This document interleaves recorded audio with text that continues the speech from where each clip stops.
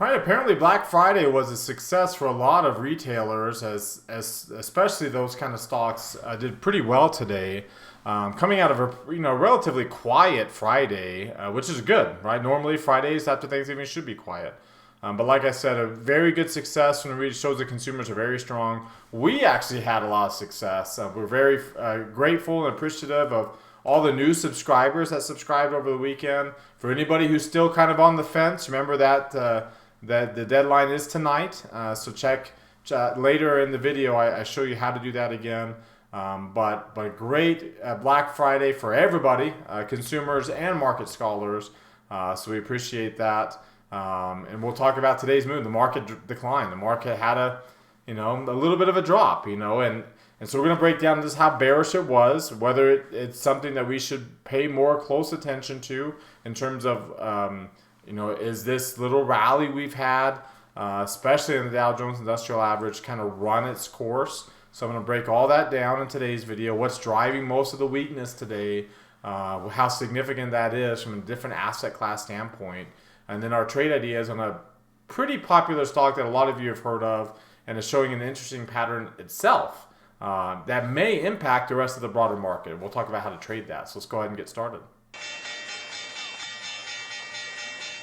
Today is Monday, November the 28th, 2022. This is the Market Outlook from MarketScholars.com. My name is David Settle. All right, before we get going, I invite you to subscribe to our YouTube channel using this icon here or the red subscribe button down below. Click the thumbs up icon to like our video. Comment on anything that stood out to you today.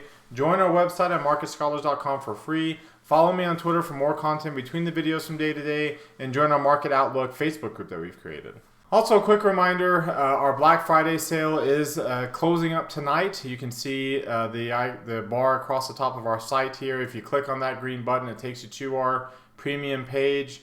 Again, our prices are going up from $3,000 to $34.99 starting on January 1st. So our 20% discount is actually off of the current price. It's actually about a 33% discount roughly off of the new price that's going to start, like I said, again on January 1st. So we will never have a discount this big ever again. So again, if you've ever been interested in joining our website and getting all of these services here, including again, trading plans and charts and all these different tools and 10 different classes that we do week after week after week, then again, just click that orange button. It takes you to this page. Fill that out and make sure you come down here to get the discount. Click on Have a Coupon and type in Black Friday and then subscribe, and that will get you. And if you have any questions, feel free to email us at support@marketscholars.com. Remember, there is a way that you can pay 6 months no interest, but you have to do that through PayPal, not through us. So it's through PayPal. There's some directions on how to do that, and just come down here and select PayPal if you decide to use that service to pay for it. And again, here's topics, some thread on our website of people, of current subscribers and why they subscribed and what value they get out of it. That's something you're looking at as well. All right, well, let's go ahead and get started and take a look at the S&P 500 with the market forecast indicator. As you can see, we had a down day, but we did we stayed out of like extreme levels. So the momentum line dropped into the reversal zone. You'd expect the near-term line should follow suit, at least get close like it did over here, if not follow it all the way down in there. Over here, it didn't quite follow it all the way, and eventually it did, right? So remember, it's kind of similar. When it doesn't follow, when it doesn't follow, then that's kind of telling us a divergence type of a scenario. So you expect that the near-term line will fall, but at least we stayed off of the lows, barely, but we stayed off the lows, and that kept the momentum line from being down here near the extremes in the 5th percentile. So good move, good, relatively good finish. We didn't even get average, and that ATR is actually lower than it's been in a long, long time. So a very good move from that perspective to see, okay, well, we weren't as bad as it could have been. In fact, we got an intermediate confirmation signal. Like the momentum line's oversold, the intermediate line's still in the upper reversal zone. The near-term line would be ideal if it was actually in bearish territory, and it's not quite there. And see, that's the problem with That's why I think at least there might be another day to this. If this ends up being because an intermediate confirmation signal is a very bullish pattern. So if it ends up, or a short-term bullish pattern, sorry. So if it ends up being a bullish pattern, I think we'll probably have another day before it plays out. Because the near-term line probably, like I said, more often than not follows the momentum line where it goes. Especially considering that it went up further than the momentum line said it should have. You would expect that it's going to follow all the way down to where it should too. So we'll see if that ends up being the case. We're still more than 2.5%. So I mean, we have to get below 2.5% to change the trend, like to be done with this. So we'll see, how that plays out. A very common, like if you're kind of comparing this to the end of August, this move here, this drop on August the 19th is pretty similar because we ended up it wasn't that big of a down day. Momentum line got down the reversal zone. Near-term line was in bearish territory, but you closed below a lot of lows. We closed below a few lows here. So that's, little similar in that regard. So if we get another down day like we did on the 22nd, then, now we're probably going to get the near-term line into the reversal zone, which again doesn't happen when you're bearish. Like this is not typical of a bullish. When you're bullish, this is not typical in a bullish pattern. Remember, the Dow Jones was even worse with its momentum line and near-term line divergence. Now you can see like it dropped more, and again very similar type move to what you saw on August 19th, but it dropped a lot more. And again, like if you look at the 19th.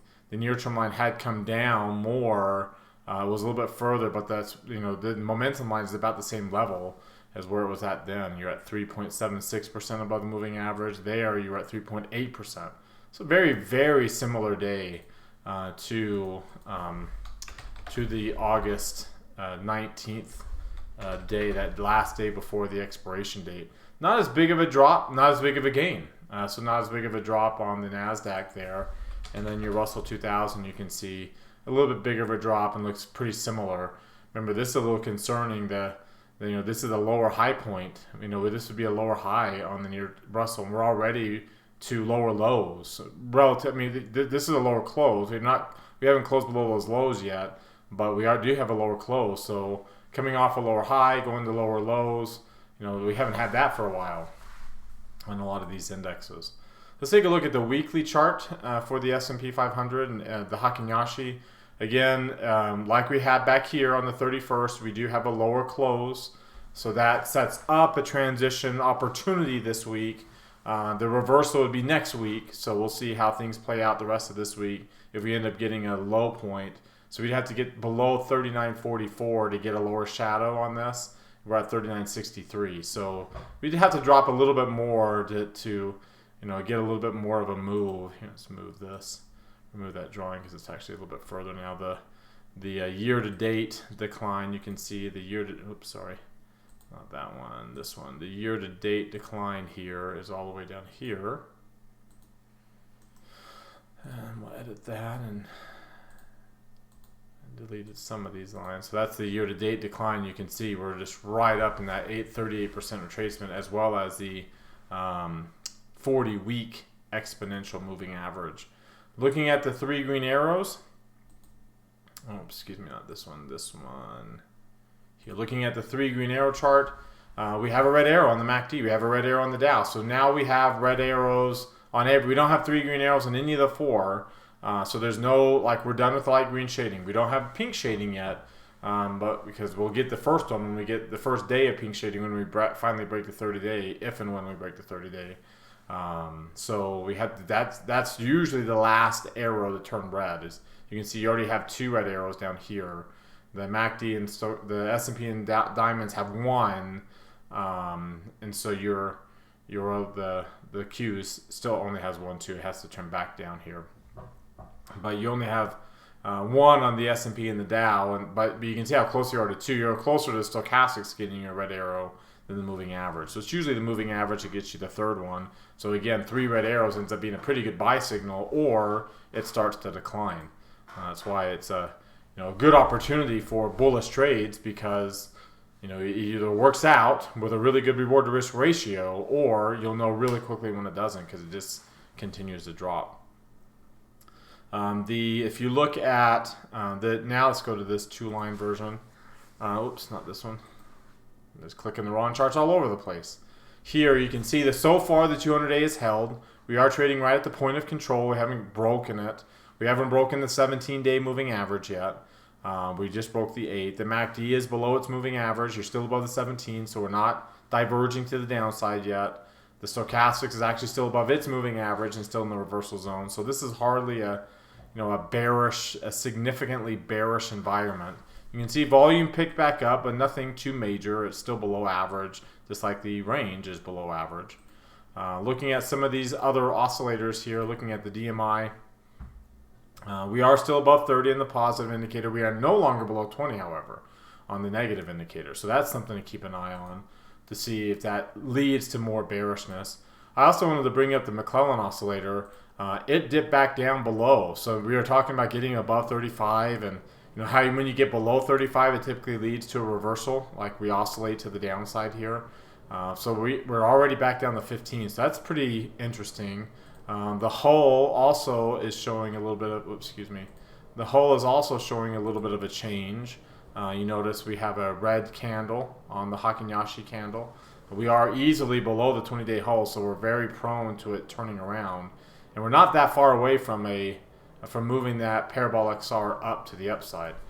You can see that on the diamond, same thing, and the Qs, pretty similar, and then IWM. The IWMs, actually the 20-day hull has turned down, but all bearish candles, all below the 20-day hull, all close, but not quite flipping the parabolic SAR quite to the upside yet. If you look at like the RSI and the CCI, again, failing to get really bullish here, and then you got the divergence on the CCI. So we're still in the upper half of the chart, so that's good. But I mean, the fact that we didn't really get to bullish levels on this bullish run, it's a little bit of a concern. You are back below the moving average on the stochastics. This is the 4th time you've dipped below the moving average. So this was the 1st time, 2nd time, 3rd time, and now 4th time. So we'll see how that plays out to a potential bearish move to the downside.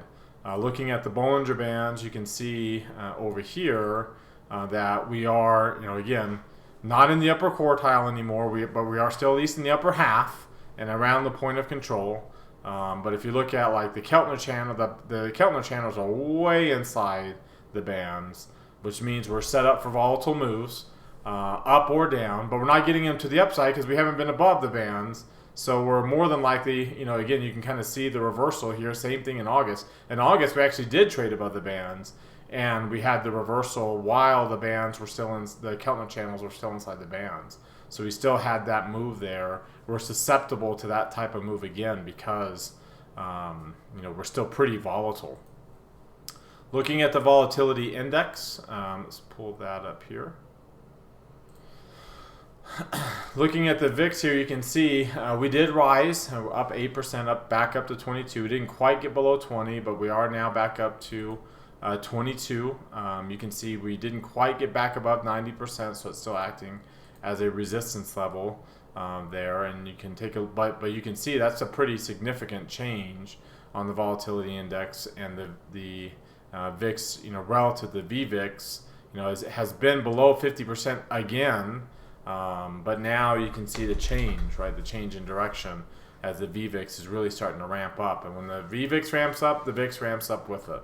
So that's something to keep an eye on too, for the next little bit, to see if the VIX ends up making a run above these moving averages, right? Getting above its 17-day moving average and then rising higher. As you can see, when it does, you tend to start your cycle. And at least this year, you tend to start your cycle to the upside. And it appears that we might be starting a cycle to the upside. And we've been talking about that quite a bit. It's been in compression mode for a while, and it appears to be the case. You can see we did gap down. So that is, I would consider that a common gap, though. It is kind of a Thanksgiving move, so that I would consider that a common gap normally. But I'm a little concerned the fact that the Thanksgiving Friday, we didn't have very much of a move, so I don't put a lot of stock into that gap. Obviously we closed below Friday's low point. We are still inside of last week's range. Breaking below the low of last week, that will change things up. So until then, no major concerns, right? We still need to get the red line to 0, the green line below 70 before I'm worried about this kind of move where the red line spikes. But if they continue to move lower, which means we don't get a new high point anymore, we don't get a new low point anymore, then we're going to be susceptible. Because if we break, look, the volume's all up here. For most of the past 4 weeks, we traded right here. There's not very much volume down here. And the next 3 days is going to get rid of that node. So it's going to be a really, really top-heavy node, which means if we break last week's low point, there's not very much volume down here. It'll be very minimal. Again, because these days will be coming off the chart, which means this node will get smaller and smaller. So it's going to set us up for, again, if that doesn't hold, a quick move to the downside, filling in a lot of that, especially filling in this gap over here on November the 10th. So you saw again, I told you that the move was smaller than average, 5 points. The volume is also at 68 million. So we're really getting small moves and small ranges.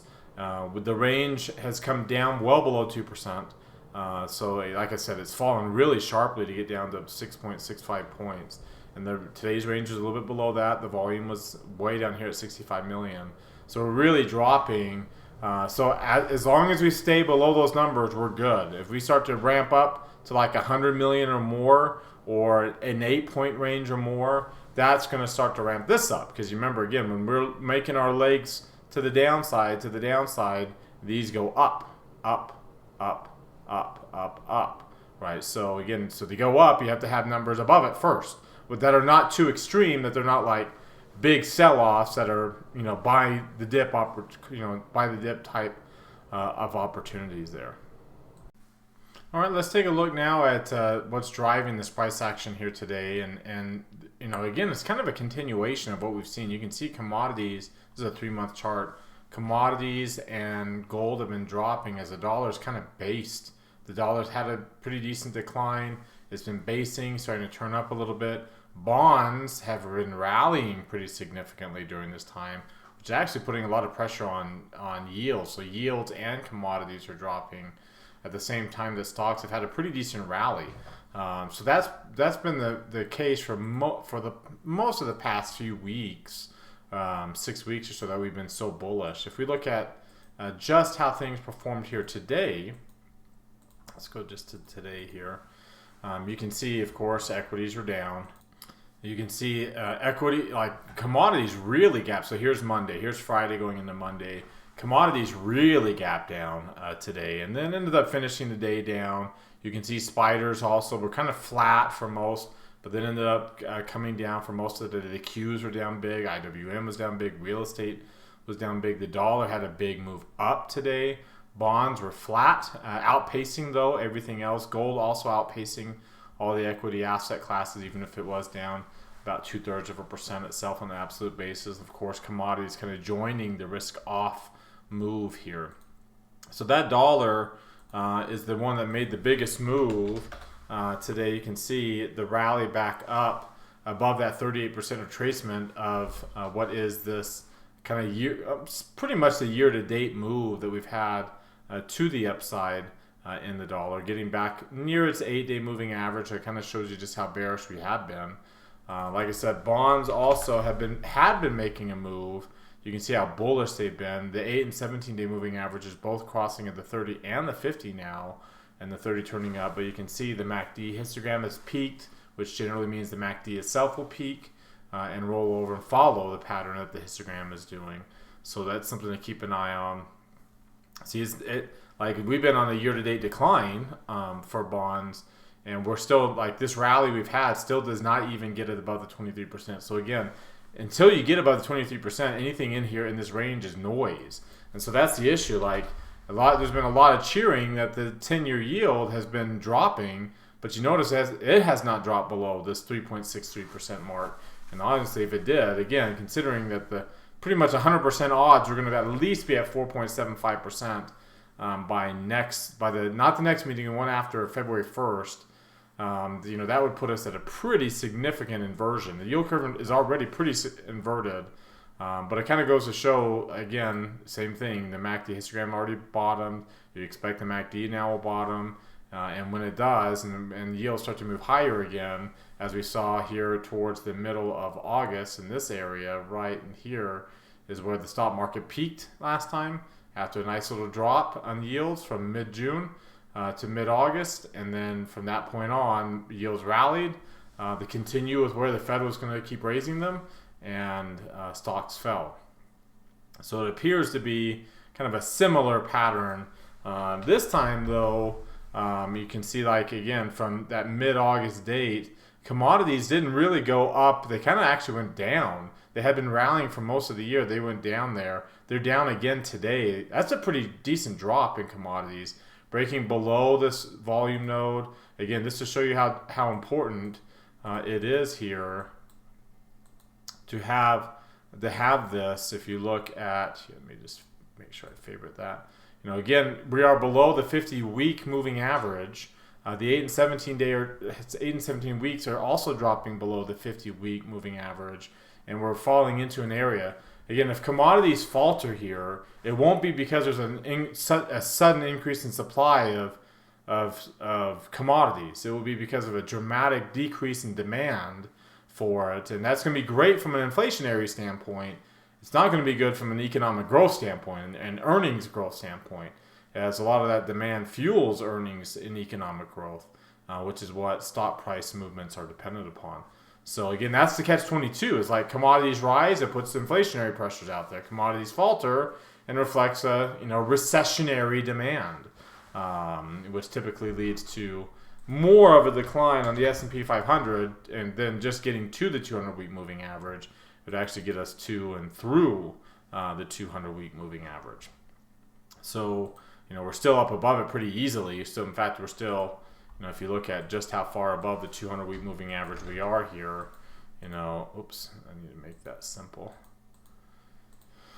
We're still easily 8.73% above it, and we're still above the moving average, its own moving average, right? This orange line is the moving average of the blue line, a 9-day average of that blue line. So it tries to smooth it out a little bit and helps us see, if we're gaining or losing momentum. We have been gaining momentum as we got above it, but now we're, again, MACD histogram, and it appears we're moving back down below it. Getting back below it is where you get the legs lower to the downside, is when you get below the orange line. And then obviously the stochastics would obviously be turning over too in that situation. This is a weekly chart, so it takes a week to develop, but you see the resistance that we're sitting at here, and you can see the obvious potential for this resistance to hold. And as we roll back down, most likely the next time we come down, it won't stop at the 200-week moving average, because it's going to be at the 23% retracement by then. It'll probably get through down towards this 3200 area, which again is an area that we projected in the past that we would ultimately make our way down to before we found some support here. All right, let's take a look at the sector movements here. So bear with me while I bring up that sector chart. And again, let's just look at today alone. So I need to go back to the Friday because it was kind of a half day, so it throws off the timing of this chart. Again, not very much movement going on, but look at again, risk off mode, except for consumer discretionary. Not surprising. Black Friday, Cyber Monday is going to have an impact on discretionary stocks. Technology, though, and communication services got hammered. Technology down 2.75%. Energy, which has been a big winner this year to date, hammered. If you look at the year-to-date chart here, which is almost a one-year chart, you can see it's up 60%. It's getting hammered, and so are all these others. And then again, go back to just today alone. So November, go again to the 25th. There's real estate down here too. Again, getting hammered, and so are materials. And you can see the only things that are winning, they're doing okay, are your safe haven areas, and again, and consumer discretionary, which is associated with obviously this time of year, retail. It's a retail time of year. For that. So again, not the most bullish, right? Not the most bullish patterns that you'd like to see coming out of Thanksgiving weekend, going into December holiday, and this is the time of year for us to be bullish seasonally, right? There's a seasonal time frame here. If you look at the seasonality chart, you can see for Apple, it was actually a trade idea for the day. But when you look at the S&P, this is a seasonal time of year. We tend to rally from here. A little bit of a pause, a little tiny pause here in about mid-December, right around the expiration date. But for the most part, from right about now, we tend to rally into the end of the year before we go sideways at the beginning of next year. The problem, and we've rallied off of this low point. So we've kind of followed the seasonal trends up from this low up to this peak. We might get a little bit of a pause, but we should continue to rally. The question is whether we actually will continue to rally, as we may have pulled forward a lot of that gains.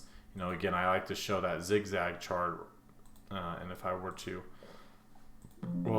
it at a 5%, the 5% moves, we've had a 12.5% move. Like, this is a big run. Obviously, it's, we've been kind of going down and up, down and up, down and up, but this has been a big move. Like, that 17% was a big move. Like, this 11% move, and now you can see we're already down 1.5%, looking for a 5% move to the downside here for a red tag to develop. So something to keep an eye on too, again, and to see how bearish that candle is coming down. This is kind of a quasi evening star candlestick pattern here. You just had two candles here in the middle instead of the one, but kind of a reversal type pattern. We'll see how much that continues to play out in the next few days. All right, now let's take a look at our trade idea. And I told you we were going to look at Apple today as a kind of a reflection of the market. See, Apple's near-term line did not get in the reversal zone or up here or extreme highs like the S&P did. And the momentum line, it's kind of stayed. The near-term line and momentum line did stay where they kind of moved together here. And now they move together to the downside. The near-term line falling into the reversal zone. The intermediate line falling close to coming out of bullish territory, but below the moving average. Got light pink shading yellow line, so it's kind of one of those three green arrow situations here. The weekly chart you can see is setting up for a reversal or a transition candle.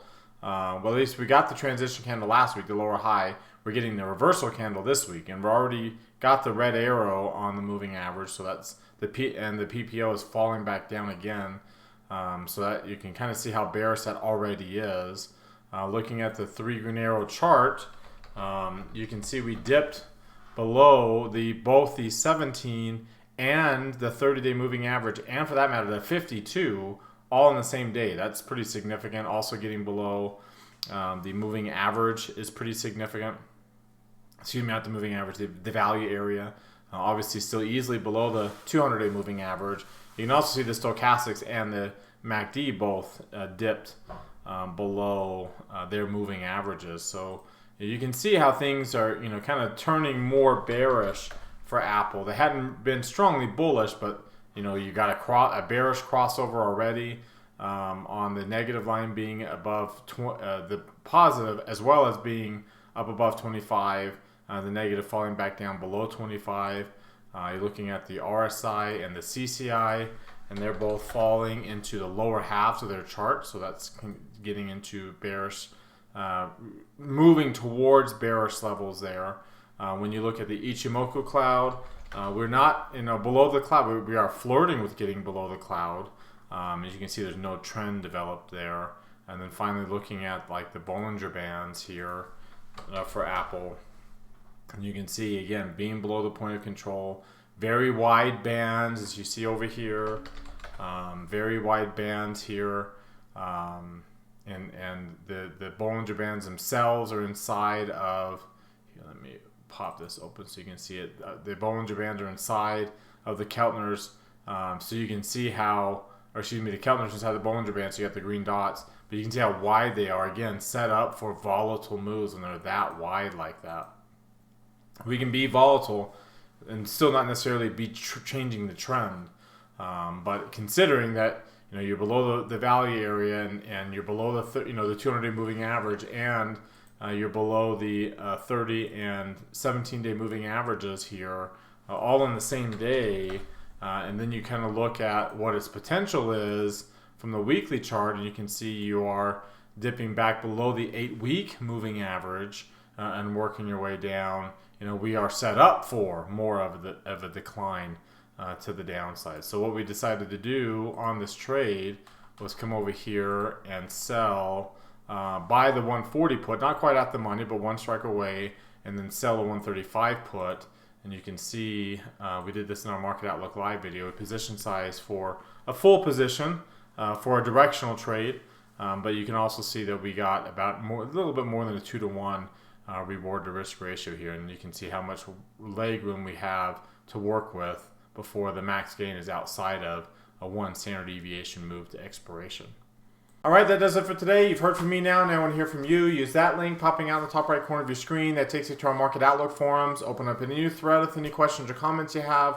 Reply to anybody else's thread, and let's keep this conversation going. Again, thank you very much for watching. Remember to subscribe to our YouTube channel. Hit that thumbs up icon. Comment on the video. Like us on Twitter and Facebook as well. Join our website at marketscholars.com for free. You also have that Black Friday sale going on for the rest of the evening tonight, so make sure you check that out. Again, we won't have a bigger discount ever because of the increase in prices that we're doing next year. So make sure you take advantage of, again, like I said, pretty much a 33% discount from what the prices will be at. Have a great rest of your Monday night, everybody, and we'll see you all next time.